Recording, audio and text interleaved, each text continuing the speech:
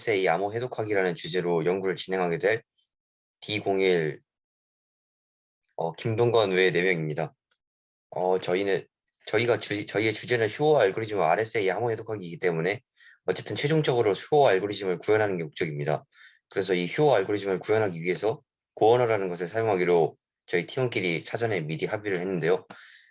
이 고언에 대해서 간략하게 짚고 넘어가자면 고언은 구글에서 로버트 크리즈머, 로파이크, 켄 톰프슨이 2009년에 만든 컴퓨터 프로그래밍 언어입니다. 짧고 간결하면 동시성 프로그래밍에 대한 강력한 지원이 특징이고 컴파일러의 컴파일 속도가 매우 빠르다는 장점이 있습니다. 그 다음으로 저희가 받은 사전 과제는 고 언어를 이용한 행렬 패키지 구현이었는데요. 저희는 총 6가지의 함수를 구현해야 했습니다. 첫 번째 함수는 U 함수인데 이 복소수 형태의 2차원 슬라이스를 받은 후 저희의 사용자 정의 타입인 met으로 캐스팅한 후 반환하는 함수입니다. 다음으로 U0라는 함수는 정수 RC를 받은 후 R 곱하기 C 크기의 영행렬을 반환하는 함수입니다. 다음으로 뉴플랫 함수인데 뉴플랫 함수는 R 곱하기 정수형 자료 R과 C 그리고 크기가 정해지지 않는 복수수 형식의 값을 사용자에게 입력을 받고 그 개수가 R 곱하기 C와 같다면은 그 값들로 이루어진 행렬을 반환하고 만약 다르다면 R 곱하기 C 크기의 영행렬을 반환하는 함수입니다. 그리고 n로즈와 n콜스는 각각 행과 열의 개수를 반환하는 함수입니다. 그리고 마지막으로 행렬을 더하는 함수와 행렬을 곱하는 함수입니다. 그에 대한 구현은 다음과 같습니다.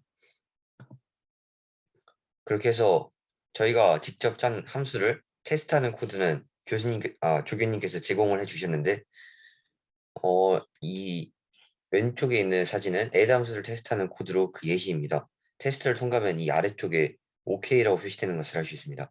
그렇게 해서 저희가 짠 6개의 함수가 모두 테스트를 통과하게 되면은 이런 식으로 표시가 되게 됩니다. 이런 식으로 사전 과제를 한 가지 해결하였습니다.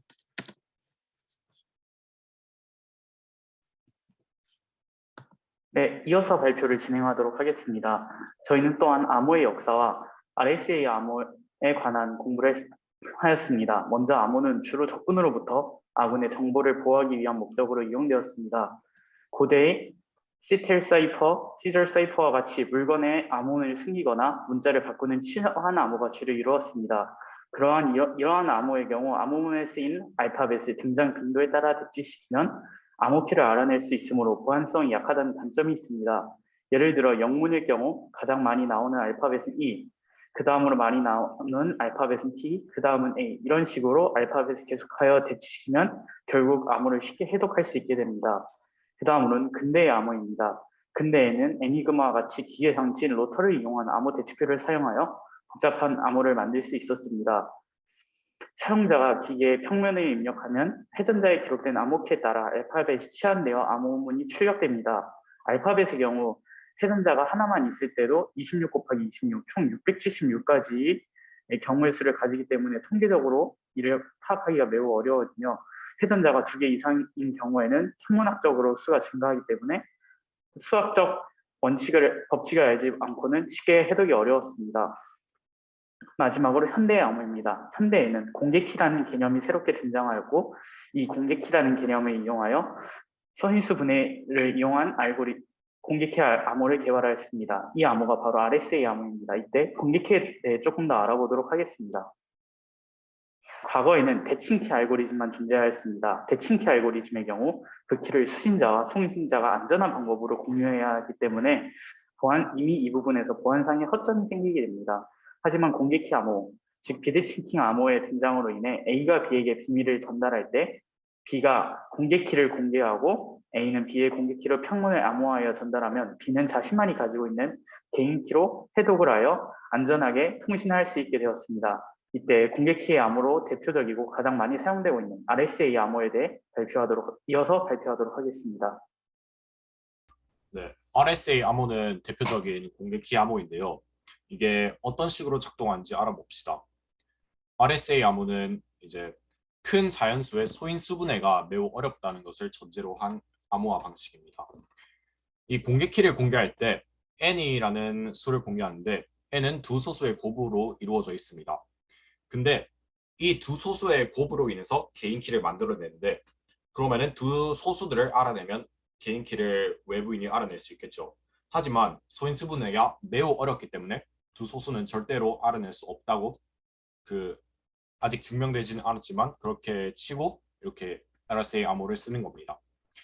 그리고 이게 어떻게 작동하는지 수학적으로 잠시만 살펴보면 이 C는 M의 2승 모드 N이고 모듈러 N이고 M은 C의 D승 모듈러 N입니다.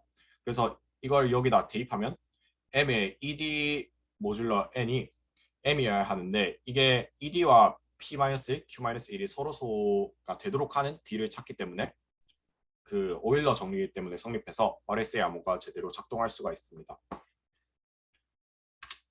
그러면은 본격적인 RSA 암호와 암호들은 됐는데 이제 양자 컴퓨터 쪽으로 들어가 봅시다.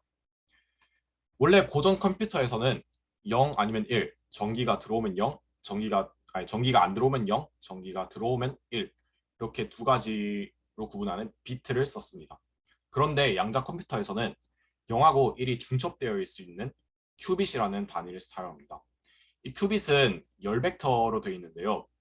여기 알파 0 더하기 베타 1 이게 뭐냐면 알파 1, 0인 0벡터 더하기 베타 0, 1인 10벡터가 돼서 합치면 알파 베타인 10벡터가 되는 겁니다. 이 알파 제곱 알파 절대값 제곱 더하기 베타 절대값 제곱이 1이라서 그 크기가 1로 고정이 되고 그 알파 베타는 다 복소수가 될 수 있습니다. 그래서 이것을 뭐 잘 생각해 보면 단위구에 나타낼 수 있고요. 그래서 이제 n 큐빗은 1큐빗들이 여러 개 이어져 있어서 텐서 곱이라는 걸로 이어져 있어서 1큐빗은 이렇게 2개짜리 열 벡터, 2큐빗은 4개짜리 열 벡터 그런 식으로 됩니다. 그 다음에 이제 양자 알고리즘에는 전부 다 양자 게이트라는 것이 쓰이는데요. 양자 게이트들은 한마디로 말하면 행렬입니다. 그 행렬을 큐빗에다가 곱해서 그 큐빗의 값을 변환시켜 주는 겁니다. 물론 크기를 보존하고 또 역행렬이 있어야 합니다. 그래서 그 종류에는 먼저 가장 대표적으로 파울리 게이트가 있습니다. IXYZ가 있는데 I는 뭐 다들 알다시피 아무것도 안 하는 그냥 아이덴티티 매트릭스죠. 그다음에 XYZ는 아까 여기 이 단위 구에서 X축, Y축, Z축 기준으로 파이만큼 회전시키는 그런 행렬입니다. 그래서 두 번 회전시키면 다시 원래 위치로 가겠죠. 또 가장 많이 쓰이는 하다마드 게이트라는 게 있는데 이게 아까 0과 1로 중첩될 수 있다고 했는데 이 하다마드 게이트가 0과 1로 중첩시키는 행렬입니다. 그리고 C-NOT 게이트는 이제 두 개의 큐빗 사이에 쓰이는데 그 고전 컴퓨터에서 XOR라는 게이트가 쓰이잖아요. 근데 여기 양자 게이트는 역행렬이 존재해야 한다는 그런 문제점이 있습니다. 그래서 이 역행렬이 존재하도록 억지로 만든 그런 게이트입니다. X가 1일 때만 Y가 XOR이 적용돼서 그런 식으로 아웃풋이 나오게 됩니다. X가 0이면 그냥 그대로 나오고요. 네, 그 다음에는 이제 좀 더 양자에 대한 자세한 내용들을 발표하겠습니다. 이제 양자의 상태를 측정해서 우리가 양자 컴퓨터에서 유효한 결과를 얻어낼 수 있고 아이콘으로는 이렇게 쓰게 되는데 이때 중요한 게 복제 불가능성 원리가 중요합니다. 복제 불가능성 원리란 수학적인 표현을 사용하지 않고 말하자면은 관측되지 않은 양자와 독립적인데 동일한 상태를 가진 양자는 만들 수 없다이고 수학적으로 말하자면 이렇게 되는데 어떤 유니터리 매트릭스 U가 존재해서 psi 어떤 상태를 나타내는 psi라는 이제 양자가 있을 때 psi 0에 유니터리 매트릭스를 적용했을 때 이게 psi랑 이렇게 되게 하는 그런 유니터리 매트릭스가 존재하지 않는다라는 것이 복제 불가능성 원리이고 증명은 다음과 같습니다. 그래서 이게 따라서 어떤 관측되지 않은 양자의 상태를 복제한 다음에 나머지 둘 중에 하나만 관측하고 나머지로 대체해서 계속 사용하는 것을 불가능하게 합니다. 이게 왜 그러냐면은 측정 후 붕괴라고 해서 어떤 양자가 있을 때 그 상태를 모르는 양자를 관측할 경우에는 그 양자의 상태가 정기적 버리는 문제점이 있기 때문입니다. 그런데 복제 불가능성 원리가 있기 때문에 단일 양자를 정확하게 측정할 수 있는 기회가 딱 한 번이라는 문제가 생기게 되지만 이게 또 긍정적으로 작용하는 경우가 있는데 양자 암호키 분배에서 같은 경우에는 적재 불가능성 원리에 의해서 보안이 견고해지게 됩니다. 그리고 또 중요한 것은 얽힘, 그리고 영어로는 entanglement라고 하는데요. 두 부분계 사이에 존재할 수 있는 비고전적인 상관관계를 말하고, 여기서 중요한 거는 수학적으로 일단 표현을 하자면은 어떤 개가 있는데 또 부분계 텐서곱으로 표현을 할 수 있으면 그거는 분리 가능한 상태인데, 그 반대는 얽힌 상태라고 표현을 하게 됩니다.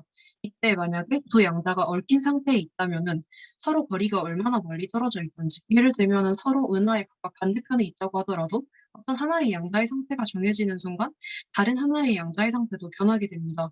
이를 이용해서 굉장히 빠르게 통신을 할 수 있어서 양자 통신에 주로 이용이 되게 됩니다. 그래서 양자의 상태를 측정해서 큐빗에서 유용한 정보를 얻을 수 있게 되는데, 이 양자의 상태 측정은 특정한 붕괴와 복제 불가능성 원리에 의해서 딱 한 번만 측정을 할 수 있고 이렇게 영향을 받게 된다.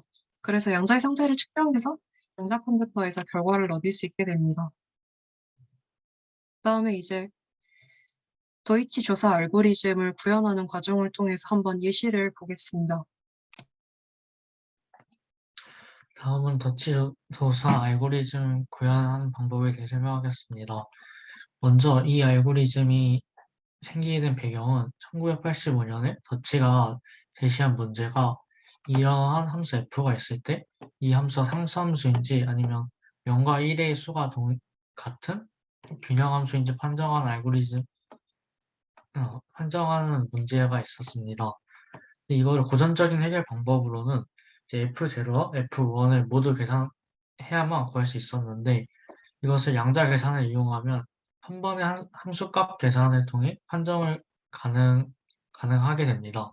그래서 이것을 더치와 조사가 1992년에 일반화한 것이 더치 조사 알고리즘입니다. 이 더치 조사 알고리즘의 결과값은 밑에 써 있는 식과 같이 이 식에서 y-값이 0일 때 0이 되면 f는 균형함수가 되고 0이 아니면 f는 상수함수가 된다는 것을 알 수 있습니다. 마지막으로 앞으로 일정에 대해서 소개하고 마치도록 하겠습니다. 앞으로 저희 연구 일정은 주기함수 구현하기, 양자 풀이의 변환 구현하기, 그 연분수 구현하기, RSA 양자 시뮬레이터 제작 순서로 연구를 진행할 계획입니다. 그리고 그 상세적인 일정은 다음과 같습니다.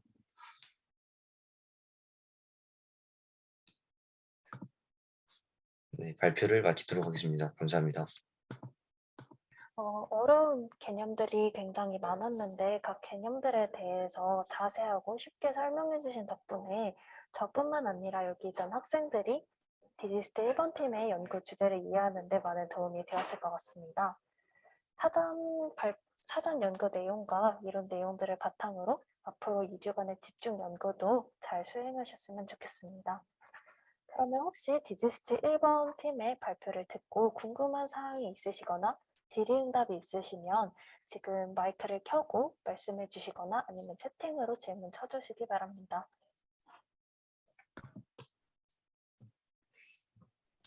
질문 하나 있는데요. 네.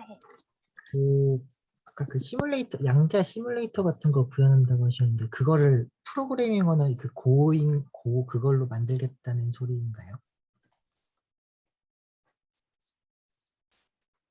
네, 프로그래밍 언어 고로 양자 시뮬레이터를 만들어서 할 예정입니다.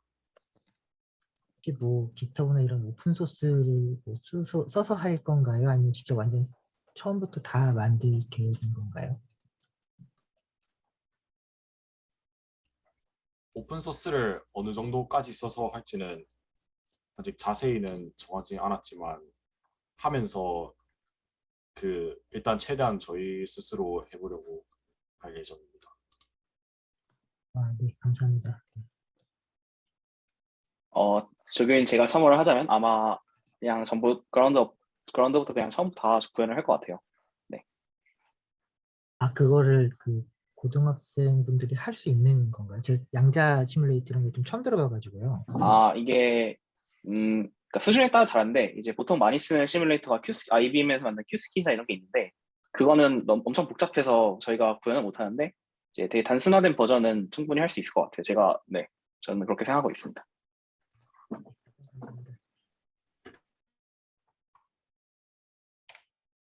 네, 좋은 질문과 답변 감사합니다. 혹시 또 질문 있으신 분 있으실까요?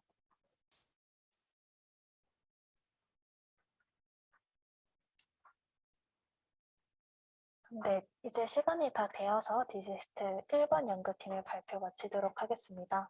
이후 집중 연구도 잘 진행하셔서 추후에 있을 결과 발표 때 좋은 결과 보여주시기 바랍니다.